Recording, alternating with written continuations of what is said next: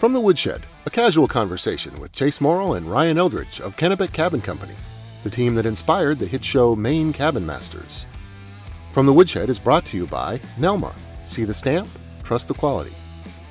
By Hammond Lumber, your building project partner. By Kennebec Savings Bank, helping our local community save, thrive, and grow for over 150 years. And by Hero Media Network, connecting small business with new customers. Now, from the Woodshed Studios in Manchester, Maine, it's Chase and Ryan.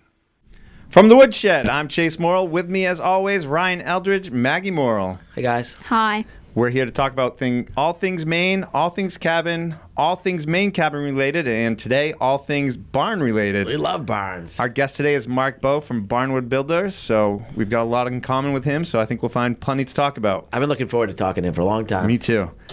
You can find us at KennebecCabinCompany.com, MaineCabinMasters.com, our Facebook, Instagram, Kennebec Cabin Company YouTube channel, and check out our online store at shop.KennebecCabinCompany.com.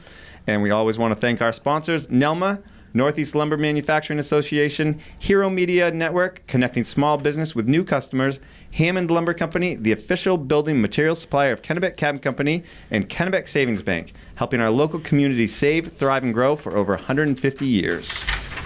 Nice job. Nailed that. Hey, thanks. So how's it going, guys?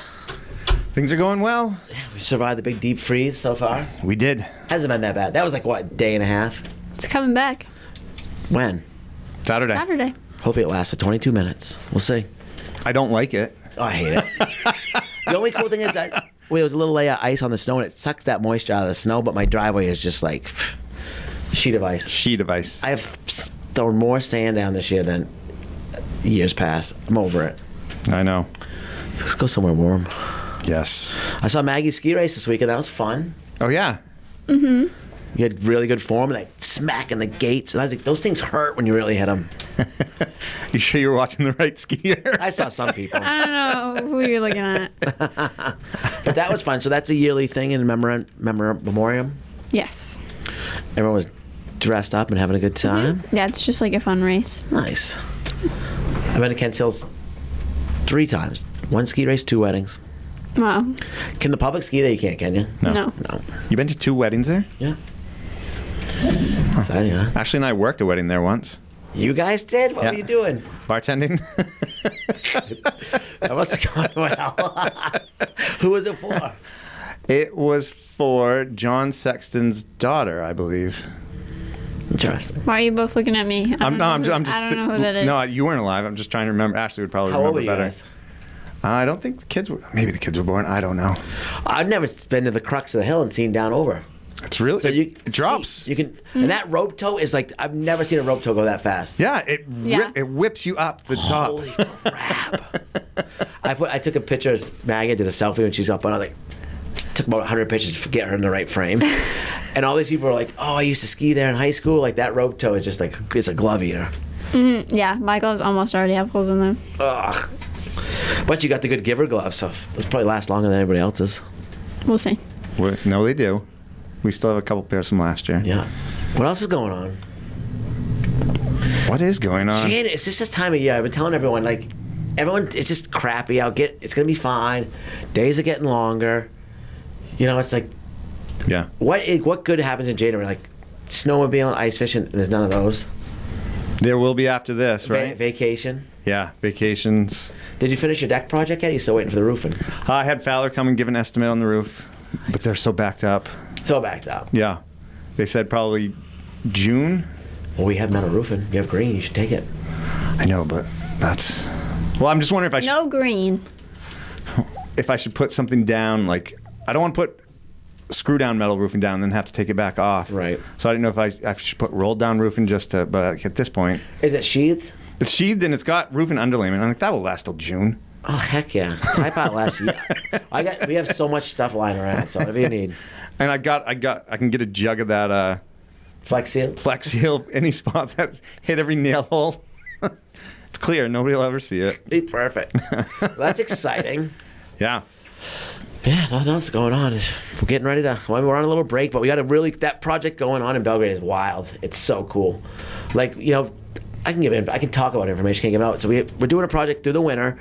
and it's jacking up and putting a foundation. I'm kind of like the white camp, actually right up the lake from them. Yeah. But the way they did it is crazy. Yes, I've never seen. So I was talking, and the Rooney's are great people, and they know that it's going to take some time, and our schedule is so busy, and it might cost a little bit more money during the winter, but they're fine with that. And in hindsight, it really, all the dirt that has to come out of there, there's a whole basement coming out from under there. It's really the best time to do it to impact the lake and stuff. Runoff in the summer. Sure. I mean, everything's frozen solid, but we had to build a tent over it to keep it warm with all this temperature. You should threaten the crew. Right? You're out there. All I know is Ryan texted me early in the morning. I need buckets and pickaxes. Oh God, yeah. Yeah. Yesterday, that's rough. Yesterday was an adventure, and not every day is rainbows and unicorns. Yeah. But it's for our buddy Steve, who does our heating stuff, and I was trying to build them up, and I was in the trench, I'm staying with you guys for the day, but. Steve has an old house and one of those foundations where you take whatever you could get. And we sent Jay over. Steve, he saved up some money to fix the house up.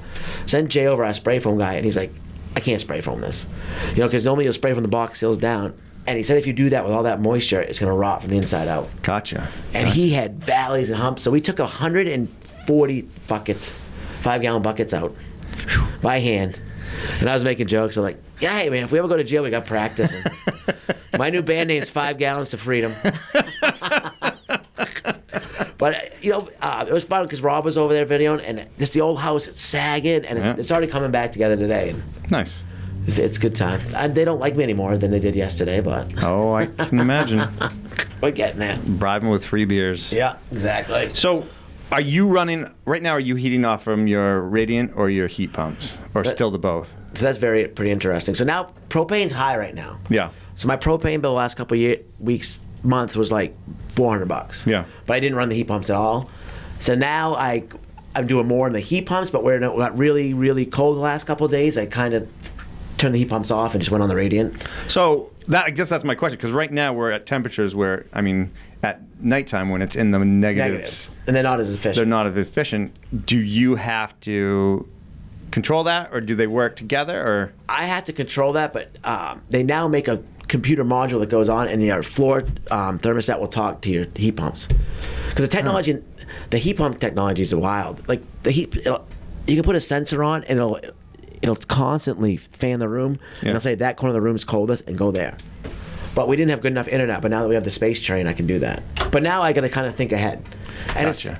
And really, it's only a week or 2 or 3 days out of the year that you have to worry about that.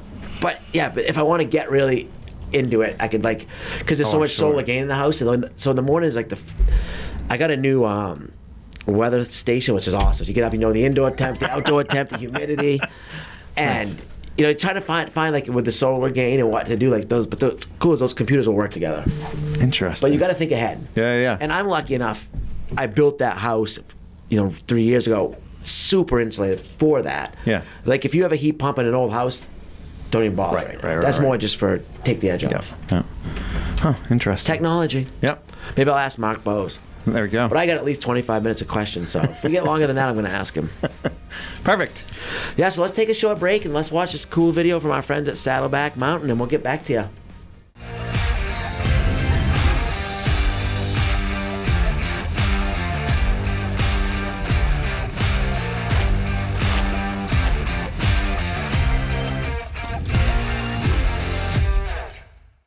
All right, and we are back with our guest, Mark Bowe, host of Barnwood Builders on the Magnolia Network. Mark, how are you?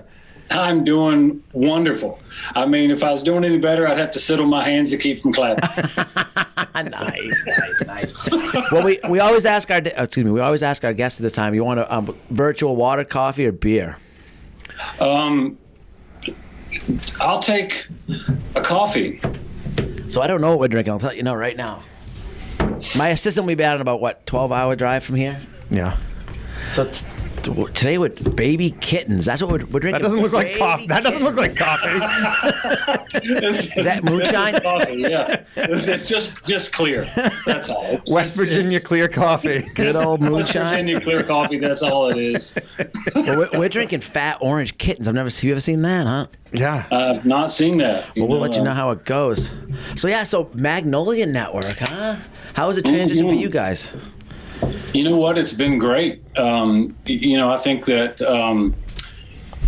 Did you guys have the conversation with Chip and Joe before you? Yes. I guess you did. Yeah. So it's kind of ironic. I didn't know that I was going to do another season. I thought I was just done. Just because I felt like we'd kind of done everything that we're going to do. I mean, logs go up in the air, they come back down. I mean, but when I talked to them, I think one of the things that stood out, and when I read an article, they were talking about trying to figure out a way that we're not always trying to feed the show. And so, coming up with all these projects and the time constraints, and I was really relieved to hear from both of them that they'd already been in that. Yeah. You know what I mean? They understand where we're coming from. And so as far as the transition goes, they've got a great team. They've helped us right along. And, I've already gotten more swag from them than I got from DIY. Yeah, we did. It was so smooth. We didn't even notice a thing, did we? It's true. So if this is a timed podcast, because of my accent and the slowness with which I talk, did you allow for extra time? Sure. And I talk fast. Yeah. I should have been a used car salesman. It'll all equal out. How's it going for you guys, man? How's the transition for y'all? It's good because right now we are taking a break from filming, so everything we did this past summer now is rolling out. So Right. it'll be interesting to see once we start working again on next spring or whatever, if things will, if that's when things will kind of change after they've seen a season and be like, well, but It's been great for Chase and I, but now Jen, who just left, she's been answering emails after emails. How do we make the transition? Just don't touch anything. Right, Don't touch yeah. anything. I'll tell you one thing. If I have to pay I'm not paying anything extra for Magnolia Network by Barnwood Builders. You're one of my favorites. You and Maine Cabin Masters. Sorry, I won't get to see you anymore. Just not paying it. Right. Do you get the DIY network? Yeah. Well, you're all set. You're all set. You don't have to worry about so I'm glad that we're not answering those. Yes. We've had a bunch of them. So Or as many of them. you weren't sure you were going to be doing another season. What? You're on to season 12 now? 13. 13. You know how much Oh, white man, I'm sorry. Hang on. This is Beyonce. Yeah. I'm sorry I didn't mute my phone. That's not a lot of white hair for 13 seasons. I'm doing something wrong. Chase isn't doing. Yeah, it's getting there. I didn't have any of this when I started season 1. Which season are you on? Well, it depends how you look. Yeah. It's our 7th build season, Yeah. right? But we're on 9 or 10 with the repacks and stuff. Yeah. Right. But we're getting up Yeah. there. Those Yeah, repack yeah, seasons you are the are. easiest. I'm not counting the repacks. I think I was done in a way that was I was just tired. Yeah. And what we do, both you guys and our crew, what we do is very labor intense, and a lot of times, if you're trying to crank out 2 shows a month, man, that's hard to do. Yeah. And I think one of the things that a lot of people think that they just don't really understand is that the network really doesn't pay for that. You know what I mean? It rolls as part of the business. Right. And so for us, it's always hard to juggle. It's always hard to juggle that. We wouldn't. That's your biggest fear is how is it going to affect your business? Because they're going to be gone someday, and you're still going to have your business. People are still going to be working, and I see some of these other type of reality shows, and I can't even imagine how they do it. Like we've been lucky that we got into a good groove with them, and we've learned, over time. Like, Yeah. do your interviews half a mile from the work site if you don't want to hear like the chop saws and the nail guns, and we know when to slow down, and it took us a long time to actually. When it's a full film day, just to like go with the flow. Yeah. Just go with the flow. If not much gets done, you're making TV. Yep. Yeah. I think that's one of the things that people that maybe, again, I say people. So we have a great relationship with our studio, and because we're friends with, the camera guy and the director, it's not like you're talking to, 10 million people out there. You're just kind of talking to your buddy behind the camera. And I think that having that relationship is what makes shows like yours, shows like ours. I'm friends with Black Dog Salvage guys. They're really nice. They love their producers as well. So I think that having that relationship has been one of the reasons that we were able to sustain 12 seasons. Yeah. Now, have you been with the same production crew the whole time? Yes. And are they local in West Virginia, or? They're just up the road in Manhattan. Yeah. Yeah, I mean, one thing we found, because of the pandemic, before the crew would be flying in from LA, Denver, and it was always their schedule. One of the silver linings of the pandemic is they started hiring more local cameramen. So we actually got weekends off, and there was a lot more flexibility on the schedule, which was huge. And it just was nice to show off, that Maine does have some skilled people in the state. That might prolong the life of this too, because the first 4 or 5 seasons we were going film crews here. Out of 30 days, you're working every 6 days, taking 1 day off if you're lucky. And then Chase and I, we're working 30 days straight. Right. Right. And we have the same things, so there's a travel day in there, and, then they can work so many days and then they have to take a day off, and we just keep on planning and keep working. But yeah, you're right. And we've been fortunate. But now, having said that, the camera crews, even though that they're the same company, the camera guys have switched out. So we've probably got 6 or 7 good ones that can keep going. And I think that's one of the reasons that we've been able to stay on, long, because of the whole pandemic. But the other thing is working outside. Mm-hmm. Yes. Yes. We were, look, West Virginia's been, isolated since like 1863. So, it's been but to your point about having, being able to shine the light on local talent, I think that is awesome. That is so cool, and it's such a lift to the community when you can, call up somebody and say, you've got real talent right there at your disposal. Yeah. So you started out I'm looking up, you started out as a coal miner? Yeah, I was an underground coal miner, and that's how I worked and paid my way through college. So, I was a coal miner as a teenager. So imagine that. I can't. That's crazy. But 2 miles underground, and I think in some respects, I think that's where I got the idea of what teamwork really is, because when you go underground with, 10 or 12 people, you all have the same goal, and it doesn't matter where you're from or what school you went to or whatever petty keep that canary singing. Yeah, man. Whatever petty rivalries you got on the surface, you know what? It doesn't matter when you go underground. It's all the same people with the same love and respect. Now you get out of there, whatever happens, happens. Right. We have days like that. It's you're on the job site, you're dealing with problems, but at the end of the day, you're all family. You overcame a common goal, and you put the past behind you. Yeah, same thing here. And I think that's what's been able to, help our crew and keep us all. It's almost like that our day-to-day jobs is like a constant team building exercise. And it was the same way when you go underground. You guys get underground and you're at one time I remember it was I think it was 32 inches, 2 miles underground. When you get in 32 inches and you got to lay down on a track and go underground, and there's 8 or 10 of you together, man, that's team building right there. Yeah. Oh, I freak out in a sleeping bag. That is hard to imagine. It's fascinating to talk to you because we had that same life being on TV, but I watch your show because of the camaraderie, and you got a great team, and your show is a lot like guys, but people watch it too because of who you guys are, and you guys are having fun, and you get that real people, and people identify with you. Yeah, and the same with you. That's what it's all about. I think the only difference between us and you is that we use ours and you guys use Jeep. Sometimes. And I'm just so fascinated by watching you guys, the stuff you guys do, and it's just so amazing. We got to do a collaboration. We keep talking about that. I know. Like somehow, maybe I don't think we meet in the middle, but we meet somewhere. The middle pretty much is Manhattan, isn't it? Yeah. So from coal miner to break dancer, is what did my notes say?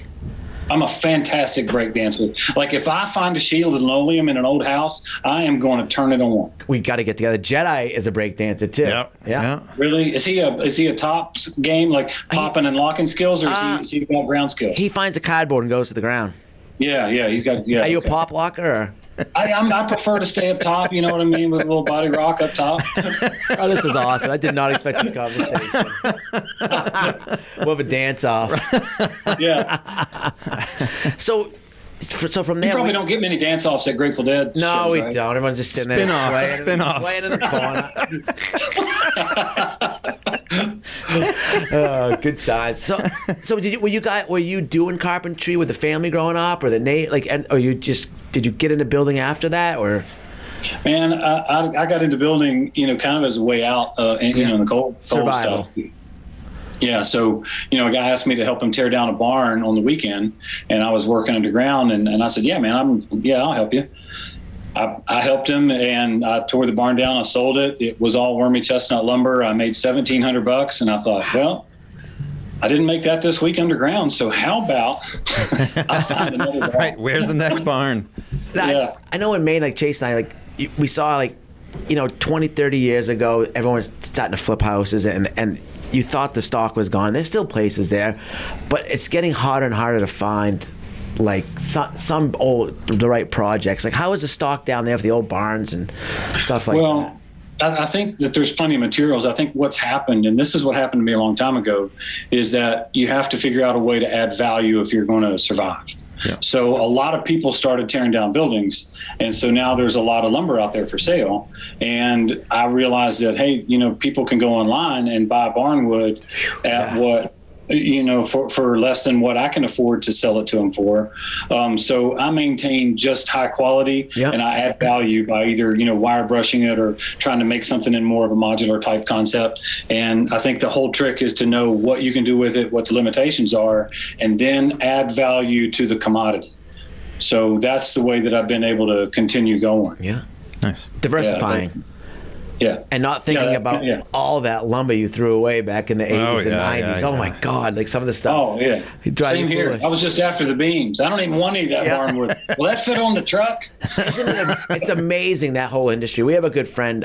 She has a shop called Barnboards and More, and he was a school teacher, and she worked for Patagonia, and over time it just took off and just followed the niche.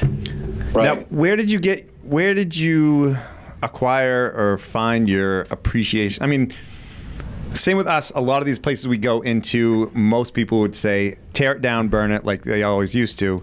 But you have to kind of have the foresight or the vision to kind of say, look, this has value to it. Like, where do you think you gained that from? Because, I mean, these are pieces of history, and we are saving them. And let's face it, a lot of times it's easier to start over. Oh, yeah, really, completely. Yeah, I think that you just got to figure it out. I mean, we gained that, the knowledge of what we're doing over 20 plus years of what the limitations of the materials are, and, where you can use it and where you can't. Did I tell you I have ADHD? What? Man, let me tell you what really just happened. In the last 30 seconds, if I can be real with you here, hang on a minute while I drink. Yeah, have some more coffee. I'm going to tell you what happened. So what why we do what we do is a lot of it's because of shoreline zoning. We're grandfathered in. If you want that building to go there, it has to go there. That's true. So that's what fascinates us, about why we did it. Yeah. Yeah. That's a really interesting model. That's kind of that's a great niche, and it's a good problem because I guess environmentally you've just protected the coasts, the shorelines, and you protected everything. So, yeah, you're just sitting in a good spot. The reason I got distracted is because apparently I'm too cheap to buy the real expensive upgrade zoom. It's telling me I got time left, and when that thing popped up, my mind just kind of went. I'm like, man, I got 88. I can't do. We'll put some quarters in our end. Yeah, do something, man. But so you guys, it's not always. Some of these projects cost more than regular projects. You must find the people down there that realize the value of what you're doing and realize the history. Yeah, I think that's right. I think that the thing right now is in advertising and all products and whatever else, it's be this, not buy this. Mm-hmm. And so being able to have a really cool story, being able to save something that was going to otherwise just either rot or get torn down in a way that wasn't respectful to the people that built it. I think that is a little bit of romance involved in the product. Mm-hmm. And it does cost more. I mean, we all know we can frame houses a lot quicker. Yeah. So the first project Chase and I ever did, we were lucky enough. It was for a couple that saw the value. They wanted a timber frame designed and cut on their land on site. And it took us a long time, but they saw the value and the pride in having us do it there. And it was a big house. Yep. And that's huge. That's incredible. Yeah, you guys cut it all by hand. I mean, you start doing that. Yeah. Yeah, man, it was awesome. Hand-me-down saws and chisels, and although that was the winter about this time when it started getting cold, and I was like, had the opportunity. It's like, all right, let's try something else. See if we can get out of working in the cold. With like the with the timbers, shrinking or swelling, or like after time, over time. Did you learn anything from that?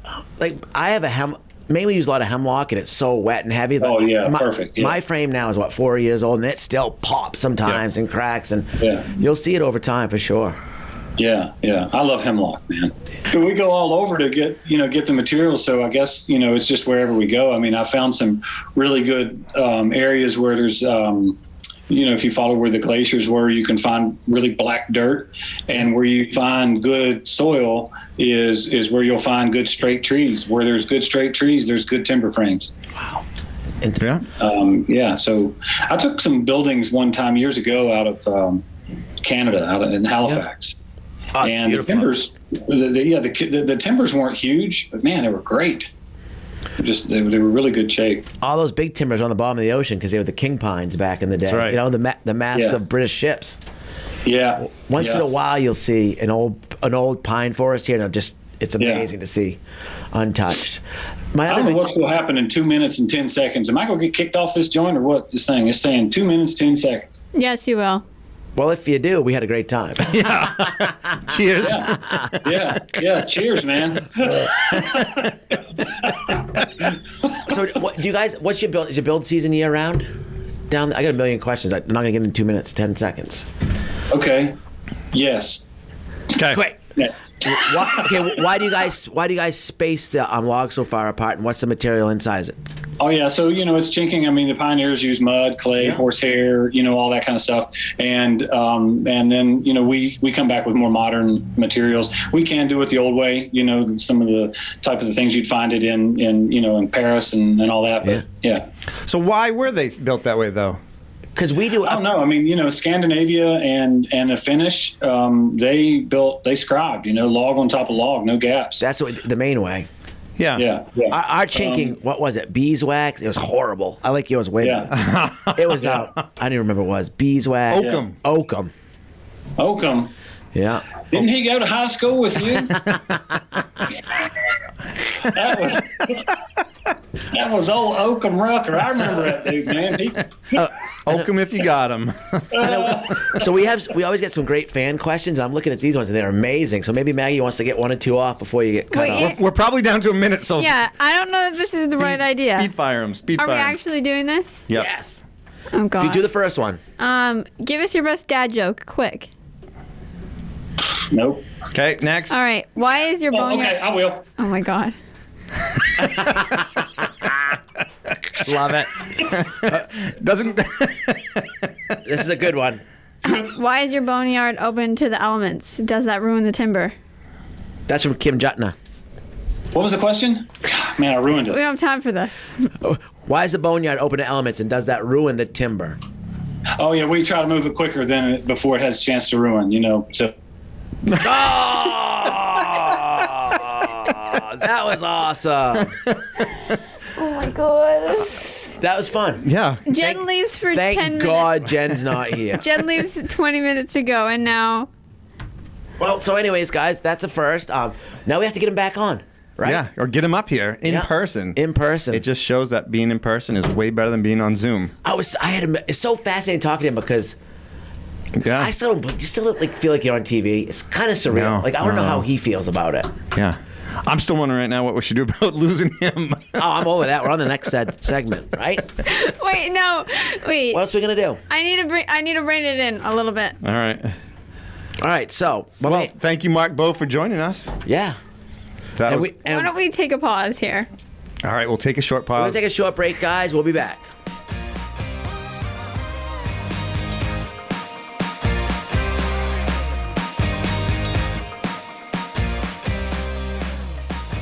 Well, that figures. Now we have to have him back at least, right? Exactly. So I texted him. He apologized, and I got one last question from him from one of the fans, which was chocolate-covered pickles, yes or no? He texted back, no. That's it. I wonder why they asked that. Is he I have, something from the show? Yeah. No, I would have said no too. But yeah, so thank you, Mark. Next time, Yeah. join us in person. We got to go down. We don't have any free time, but I'd love to see. I'm so fascinated by what they do. And if you're someone that watches TV, you're probably like, you guys do the same thing, but we don't. You're right. It's so different. But we could always use a nice barn frame up here, That'd be awesome. and then we'd take it from there. Yeah. We'll have a. I was gonna say, most people play softball against each other, but we'll have a break dance off, whatever you call it. Yeah. Okay. Mag, I need to learn some moves. We've got our ringer. All right. So now we are on to Project Pointers, brought to us by our friends at Benjamin Moore, the official paint supplier of the Kennebec Cabin Company. Submit a short video of your questions to podcast@mainecabinmasters.com. Hopefully, if we get enough information, we'll select yours and try and answer as best we can. Did our plea last week help any? Hasn't aired yet. No, didn't help then. Well, so we're asking for more videos and even pictures. Yes, Send them yes, in. more pictures. Yeah. Try to stump us, do some paint and stain stuff. We actually have a paint and stain seminar coming up. We're going to get Oh, is that tomorrow? educate. No, next in February. It's on my calendar for tomorrow. I was going to be here in the tent. Oh, thank goodness. All right. No, it's in February. I don't think it's tomorrow. It's next week. Okay. It's February 3rd. Anyways, moving on. Okay. Yeah. So here we go. All right, this one is from Paul Busser. I have a camp in the Adirondack Mountains in New York. It is elevated, much like the camps you restore, and I need to replace some supports. I noticed you use 6x6, or is it 8x8, on precast cement round footings. Are these poured footings below the frost line, or precast versions which you sit on leveled gravel? The show can't go into detail, I realize, as it needs to fit into the hour format. Perfect question for the Benjamin Moore sponsored podcast. And perfect time of year to be asking it because... And the perfect people. I feel like we're experts on this now. Do you not? Yes. So we typically use pressure-treated 6x6. We will sometimes use regular hemlock 6x6 if we know there's no chance of it getting, touching the ground or moisture wicking up and causing rot. But 8x8s are just too big and beefy. And there's not much difference in structure by that. Yes. And then as far as the pucks, we typically set them on precast pucks, 18 inches in diameter, 6 inches wide. And the Heavy as all get out. yes, the little fact, Ryan is loves his pucks, and I have my collections. Yeah. Sawhorses and pucks is what Ryan goes after Yeah. on demo sites. Chase used to always call them moon pads. Moon pies, yeah. And so before I started with Chase and got in the Morrill clan, I was of a different building mentality. And I just like, that doesn't work. Why do people do that? I go, people that are cheap do that. And that's the way I thought. I'm going to be honest. Yeah. You have to dig a hole and do this and do that.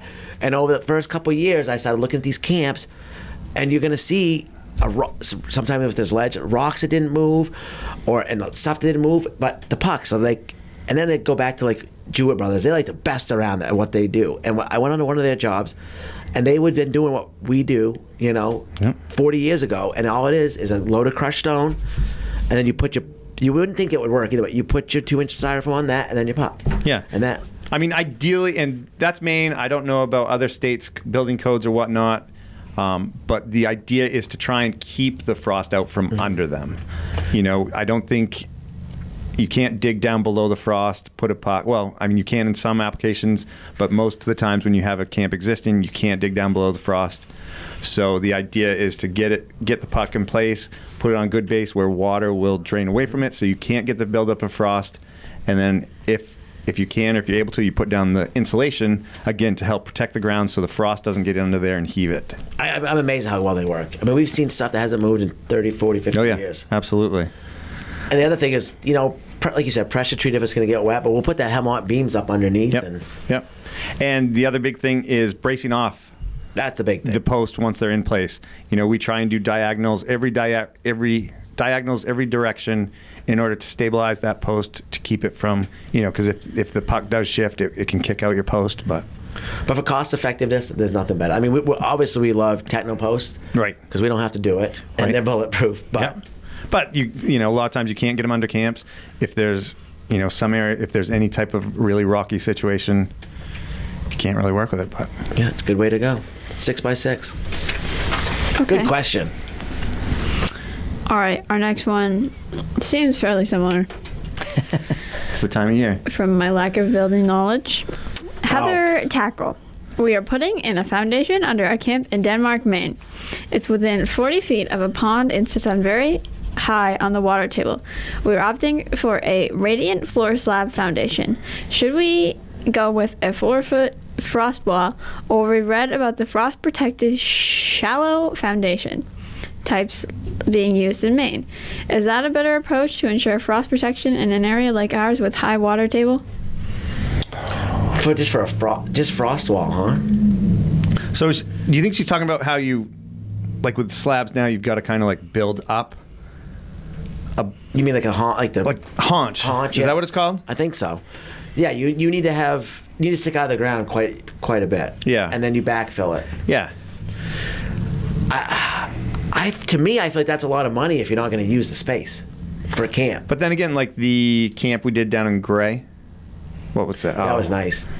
Right? That was nice. It is nice because you've got your frost wall that that's never going to move. You've got a little space underneath to store stuff, to access pipes and that type of stuff. And they had water problems there. The lake would back up. Right. Oh, yeah. They were very low. Their water table came up pretty high. Yeah. And there are going to be limits. You're gonna have to be a foot above the high water mark, anyways. So I guess it all depends on how high it's going to put your camp. Right. And what's your end game? Are you going to retire there in 20, 30 years? Then it's definitely a good investment. Yes. It's always going to stay 3 or 4 seasons. Yeah. Camp. Yeah. Well, Denmark, I mean, they have strong winters, and if they do want to use it in the winter. But I think the high water mark would be a good determinant. If your high water mark, if you've got to build up so high, it doesn't make sense to do a slab and then a frost wall to bring the camp even higher. Right. No. But which they had to do in Gray. Does that answer the question? I don't know. I think it does. And the other thing is, I don't think radiant floor. I think a radiant floor could get flooded as long as your boiler's above. You'll be fine. I don't know. Maybe that's part of what they're asking. Oh, right. I forgot about the radiant floor part. No, that's fine. As long as your boiler's up there, you can run the hot water through, and it's not salt water. It's not going to ruin your PEX fittings. Yeah. It's all sealed. Huh. Interesting. But I mean, and then think about like on the coast and like down like North Carolina, they go on the big stilts, right? So the water can go in and out. Yep. It's a tough question depending on what the end goal is, because it would change my opinion. Yep. It's a lot of money to spend short term on a camp, but if it's going to be stay in the family forever, then it's money well spent. And nothing's going to happen. That camp's never going to move. That peace of mind's pretty nice. It is. It makes that pillow a little bit comfier. Yep. And if you do the frost wall, I mean, you could always. Well, like we're doing at. Because then you could jack it up. Are they talking about like what we're doing at Kearns Hill? I don't know. Where you do the frost wall and then you put the slab at the top of it? That might be it. Maybe, and then you put the radiant in that. I mean, that's a good option too. I think that's a nice way to go. And again, I think it all depends on how high it elevates you. If you're up 5 feet, then you have to think about your stairs coming out, your landing. But if you have room to go down and it's still at ground level. Yeah, like at Kearns Hill, the elevations didn't quite work out. And it's not like you're on the lake, you have to put kayaks and canoes under there. It's just wasted space. Right, so right. It was cheaper to backfill it. Right, and then pour a slab with radiant for the whole thing. All right. Maggie agrees. Look at that. I didn't understand any of that. So I was filming today with Rob doing a how-to video on doing a V-match door, a V-match Z-back door. And I was like, oh, this is a piece of cake. But like actually figuring out like how to explain it like step by step. I was like, well, you could do that, and it's like, holy smokes. That's part of my biggest problem. Is I always think it's easier for me to do it than tell someone how to do it. Yeah. Isn't it? Yeah. Like by the time you explain something. Yeah. Patience. You know, we're starting to do these videos that we're going to hopefully have on the YouTube channel, social media soon. That, you know, like the pucks and the post things that gets a little bit more in depth into stuff that the show doesn't allow us to do. And you know, like I said, I was doing the how to because we use V-match Z-back doors all the time. I'm like, oh, we'll just do a quick one on that. And I mean, he was there most of the day. Do you ever watch YouTube? Like, I've gotten into like fixing some appliances, which is not my thing, but there's like someone has videoed everything. Yeah. And they take the time to do it. Every little thing. Like, they save me so much money, like fixing dryer vents and dryer heaters. Completely. But I think you almost got to do a dry run. Yeah. And talk yourself through it. Oh, yeah. No, and luckily Rob was there and he was like, you know, and he'll be able to edit it all together, but. That's the other good thing. Yes. And just like a chef, have everything out. Yep. The cooking shows. Exactly. Next life, I'm gonna be on cooking TV. Get to eat what you make. All right. All right. Is that it for Project Pointers? Yeah. All right. So again, if you have a question for us, submit some photos and your name and questions, as much detail as possible, to podcast@mainecabinmasters.com. And as always, we ask, get back to us, send us an email, tell us how we did. Yeah. Show us how we fixed your problem or made your problem worse. Show us how that slab worked out. I think we do pretty good on those. I think we're batting like 750. That's pretty good. Yeah, that's really good. I mean, Major League Baseball, if you're batting 300, you're just I was going to say. doing really well. We're doing all right. That's sports talk. We're doing all right. We're in a AAA right now in the show on PS4. Oh, you guys are? Yeah, we're the I want to come out some night and play some video We're games. the Pensacola Jumbo Shrimp.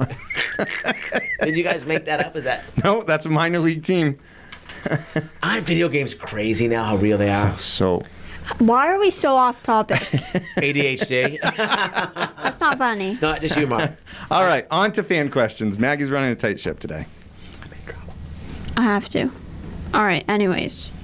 This one is from John Cochran. Regarding the walls and ceiling woodwork, are you using white cedar, tongue and groove, 3-inch or 4-inch with random lengths? And if you do a whitewash stain, do you always complete a stain before installing the lumber? Where do you purchase your cedar? There's a lot of different answers to that. Yeah, tons. So let's start at the top. Typically, with our V-match, we're using Eastern White Pine. Beautiful Eastern White Pine. I'm not going to say typically. Always. Always. Yes. We use cedars for outside applications, decks, stuff like that. Yeah. And we install it V-match, all different ways, tongue and groove, shiplap, straight, and then as far as finishes, we just try and mix it up as much as possible. Yeah, it depends. Some we'll wipe down in place. Some we do Yep. It all depends. Summertime we have a room outside. We'll take advantage of it and have the high school kids come in and do that. Yep. There's so many different factors, and we don't do it the same every time because a lot of it's logistics. Yep. But I do have to say, my new favorite application is the Benjamin Moore water-based polyurethane, where you can add 2 ounces of pigment directly to it, and you put that on, and it's done. Perfect. Yeah. And if you watch some of our old episodes, the guys have come up with some pretty cool tools they made. Yep. They made some wooden blocks. They'll wrap an old T-shirt in it, and they'll do the whole 1x6. Yeah, almost like a squeegee applicator at the same time. Yeah. And this last camp we just were finishing up, we ended up whitewashing with the polyurethane, wiping that on. The new stuff.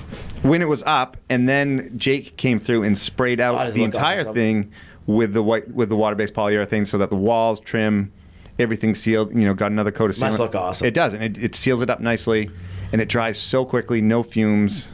I'm a huge fan of the water-based. Yeah, I almost Benjamin killed Jake Moore. at our camp. My brother's camp. We finished that afterwards last winter, like with the oil base. He came out of there. I think I had pulled him out of there. Like, Yeah. And it starts mixing with the fumes from the heaters and stuff. It's no good. Safety first, guys. Yeah. Where do you get your cedar? That was the last. Oh, Dewey's Lumber. yeah, Dewey's Lumber.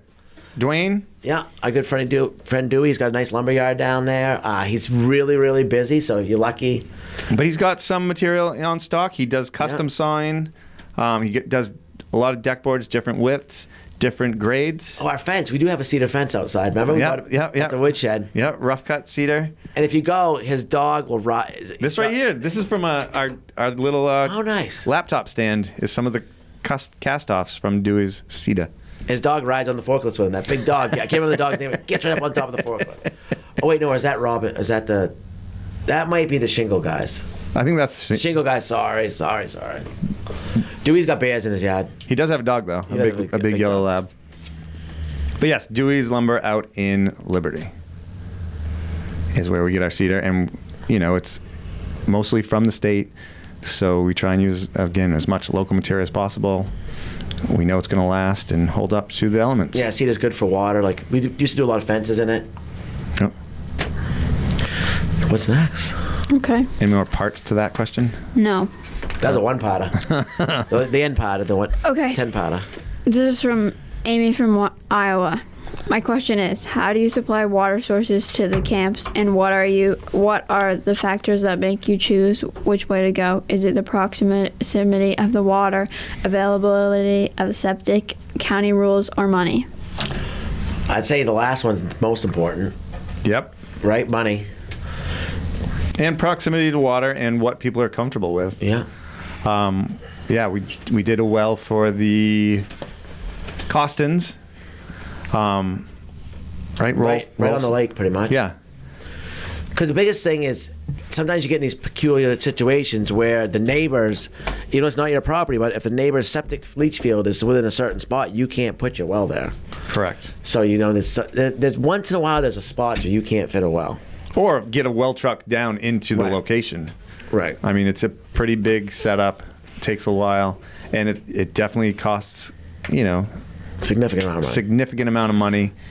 And But for most places, if you want a year-round camp, you're going to want a drilled well. you got to freeze up on you. And the technology, though, for the summer, like all the camps we grew up at, you see the black plastic gets brought out in the spring, gets brought up, and most of them you don't, you can do your dishes, but even those filters now you get at Home Depot, like last a month, and they're good enough to do your dishes or clean yourself. Yep. Well, Yep. at least for me, probably not Maggie, but. Oh yeah. But even like at the fish camp, they spent the money on like a good filter, True, and that true. water was drinkable. It had the UV container, Yep. couple filters. Yeah. Yeah, and our family camp up on Clearwater, the bullpen, we've got my grandfather installed a black pipe underground that ran out to a spring, and And you guys know right where the spring is, right? Tim, built a thing around it, and they used to drink it. Well, I think Lee and Sharon get their town waters comes out of. I have a spring. Yep. Oh no, out of Damascotta Lake. Really? And I don't know if they drink it or not. Probably They not. treat it. I don't. They don't. Oh, just untreated. Yeah. So, we're fortunate to live in a state where the lakes and ponds are fairly clean. Clearwater Lake, if you put that in a glass beside no one would know the difference. Right. Don't drink Clearwater Lake water. Why? That's gross. You've never jumped off the diving board with your mouth open? You haven't lived. Don't do it. You haven't been stuck in the woods and drank out of a mud puddle yet? I choose not to do that. That's a choice I make every day. You ever can see those straws? How those Yeah. fascinate me. Like you just literally get in the mud puddle. Fletcher has one, I think. You can just go right out there and use it. Yeah. On it. Okay, that's all I have for questions today. Good All questions, right. though. Those were good questions. Keep them coming in. Thank you for the questions, and thank you for tuning in. We're not done yet. We still have some new merchandise promo. We've got these. Is that a maple leaf? It looks like a maple leaf. Cool. What yours got, Mags? Maple leaf? Maine. Oh, Maine. What's the last one got? Canada. Oh, pine tree. Pine tree. Those are cool, It's a nice sound to hear in the wind. isn't it? Yeah. Oh, speaking of wind chimes, I got a project for your dad someday. What's that? So all those propane tanks that we get, the mini ones, I want to. If you got to make a huge wind chime someday, wouldn't that be cool from the big tree? Yeah, but you got to safely cut them. Right. We got, I don't know I'm how. collecting them for you. All right. Just the little ones. Yeah. I'll work on how to get the gas out of them. And those This is a weird idea. the ends of the techno metal posts when we cut those off. Oh yeah, those. Yeah, those. They already have the hole drilled in them already. Yeah. But I mean, those wind chimes, the classic Maine coast song. Yes. Too, you know that sound like. Yeah, those are made by Underdog Metal in Baldwin, Maine. And we've got 3 styles to choose from: the pine tree, the maple leaf, and the state of Maine. I could have read that and looked smart. Maggie just rolling her eyes. But you can find these wind chimes and all sorts of other great stuff at KennebeckCabinCompany.com. Or come on into the store and say hello to the ladies. And They'd love to see you go back. yeah, do a little shopping. We're still waiting for Snowdale in the Woodshed. Somebody came on a snowmobile. I think we put a post up. First snowmobile gets a beer. And Yeah. probably cost them way more to get here. They knew they had to take advantage of it while they could. Do you feel like this happens every year, Jan? Like a lot of years you get the snow in December, then it dries right out through January, and then you get pounded in February and March, and then you like wish winter was over, and then it goes into May. We're just getting started. I know. I'm over it. Back to somewhere warm. Yeah. So last week's trivia. Okay. Are you ready? Oh yeah. What was the word? What Cetacean. is the smallest cetacean found in the Gulf of Maine? Ryan, you read this in an article, I did. and So you what? know what it means. How crazy is that? It's just that's how life is so Right. amazing. Yeah. That next morning, like 5:30 in the morning, I'm reading an article online that had cetacean. I hadn't heard that word since I can remember. Yeah, but did you learn what it meant? I think it means seahorse. No. I didn't bother looking it up. I was just so Okay, excited. what's your guess on the smallest cetacean found in the Gulf of Mexico? Oh, of Maine? smallest, not biggest? Smallest. Oh, I have no idea then. Dolphin? Are there dolphins in the Gulf Porpoise? of Maine? Oh, it's a seal. Oh, the smallest one. Yeah. Dad, you're going porpoise. Ryan, what's your guess? Seal. The harbor porpoise at 6 feet long. Yes! So the article I was reading was about imported down in the islands in like St. Thomas. There was a dolphin sanctuary, Yeah? and they did all this crazy. Dolphins are cetaceans. They did but some crazy studies back in the '60s. Interesting. And the guy got caught up in too much other stuff in the '60s and lost his funding. There's other weird stuff going on. But anyways, All right. Okay. cetacean. What makes it a cetacean though? Is it the blowhole? Oh, I don't remember. blowhole flippers. No, it has Put on something. some fucking- I think it's something to do with their spine. I'll meet maybe. you in the pool. It'll be a cetacean. Give me a pair of flippers. I forgot how to spell it. CETAC. Something. Okay, it is a marine mammal of. It's a marine mammal. Oh, there we Yeah. go. See? I learned something at COA. Even though I'm not a marine It biologist. has I don't know. Maybe that's with their fins or something. Follow up. See? Constituting the infrador. I don't know. Anyways, It's the porpoise. We've learned enough. All right, so this week's question is... can you drive a lobster car? This isn't a personal question. Just to clarify. This is like, could one drive a lobster car? Is a better way to word it. What? That's a weird one. And what is the definition? I vote for a new one. A lobster, like No. you mean like the No. LL Bean like boot? Is there a That's not what it means. Could someone drive a lobster car? I don't get it. It's a trick question. I don't either. These questions are hard enough. Now you're making them tricky. We did see a lobster. And what is monster a truck. lobster car? Bar Harbor used to have a lobster bike. Yeah, remember the Lobster car is in quotation marks. the crustacean at Yeah. Well, there you go. We're really gonna get smart next time. All right. Yeah. What is with all these marine? That's what Maine is. All right. So if you know the answer, submit your answer. Be the first one to submit your answer to podcast@mainecabinmasters.com, and we will pick a winner and send them out a gift. So supposedly Jen's on vacation, so it might be a while. Yeah. We'll get to her. Yes, absolutely.